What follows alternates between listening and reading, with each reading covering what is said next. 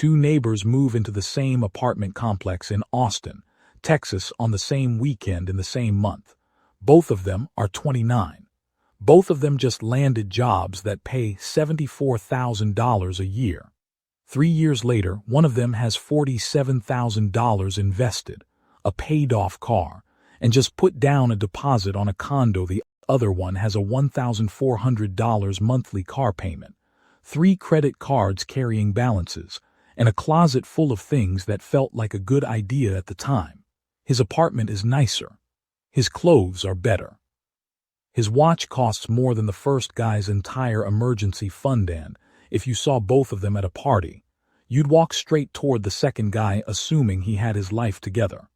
You'd be completely wrong. The psychology of the purchase is practically indistinguishable from the psychology of achievement. My name is Horizon, and I have spent an embarrassing amount of time staring at the gap between people who look wealthy and people who actually are. The Federal Reserve's most recent household survey found that the median American family net worth sits at around $235,000. Total American credit card debt crossed $1.17 trillion in early 2026. The average new car payment now running $742 a month, often stretched across 72 or 84 months. Let me introduce you to 2 characters we're going to spend some time with today. The first one, we'll call her Maya. She drives a leased BMW 3 Series.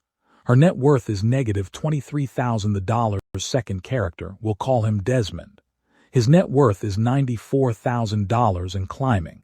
For most of human history, conspicuous display of wealth was the exclusive domain of actual wealthy people. Kings wore crowns. Nobles wore silk. You don't have to sell people things they need. You can sell people the feeling of being the kind of person who has things. A 2024 study found that people rate themselves as more competent and successful immediately after making a luxury purchase. This is the mechanism behind the hedonic treadmill, named after a very grumpy 19th century economist named Thorstein Veblen, who identified that the high price is the point. A $15,000 watch doesn't tell time better than a $50 Casio. The problem is the price people pay to send signals when they can't actually afford them. Let's start with the car, because the car is the single largest lifestyle inflation trap in the average American's financial life. You buy a $48,500 car with $3,000 down. Your total cash outflow, $59,520 over $6 years. You've spent approximately $81,720 on a single vehicle. Compare that to Desmond's approach.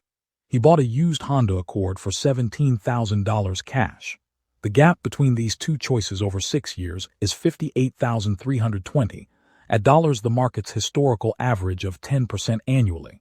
By the time you're 58, that single $58,000 decision is worth approximately $1,009,000 lifestyle dollars. Inflation is the phenomenon where spending rises to match income, or in many cases, rises past it.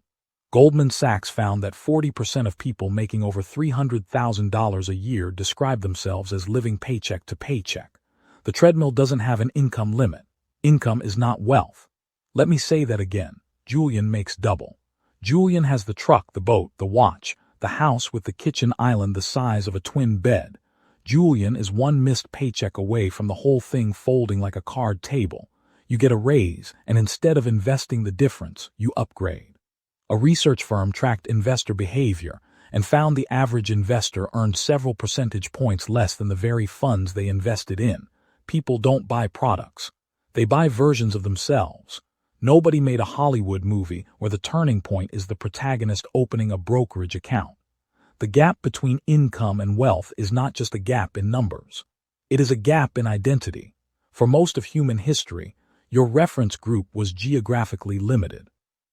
Social media strips the context and keeps the signal. Your reference group anxiety is the product. Your engagement is the revenue. In 2026, the distance between wanting something and having it has been reduced to essentially nothing. Every single one of these innovations was designed by teams of behavioral scientists to exploit the same psychology. Cash creates friction. Studies show people spend 15 to 20% less when paying with cash versus card. The buy now, pay later industry has grown to over $300 billion in the United States. 63% of buy now, pay later users are juggling multiple simultaneous loans across different apps. Every dollar of fees, tips, late charges, and overdrafts exits your paycheck before your future ever gets a vote.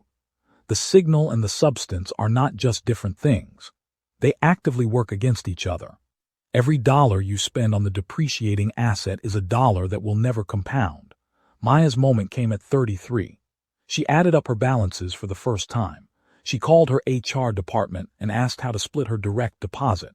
18 months later, her net worth is still negative, but it's negative $4,000 instead of negative 23. Desmond watched his coworkers in financial distress within weeks of layoffs and felt something unexpected. Gratitude. He could lose the job and not panic. He could lose the job and take the time to find the right next thing. The appearance of wealth and the substance of it are opposite things at the level of the choices that produce them. The substance is the only version of this that gets better over time. The pipe can be redirected any time. The automation can be set up in 15 minutes. That dollar, the one you don't spend on the signal, is the most expensive dollar you will ever choose to keep.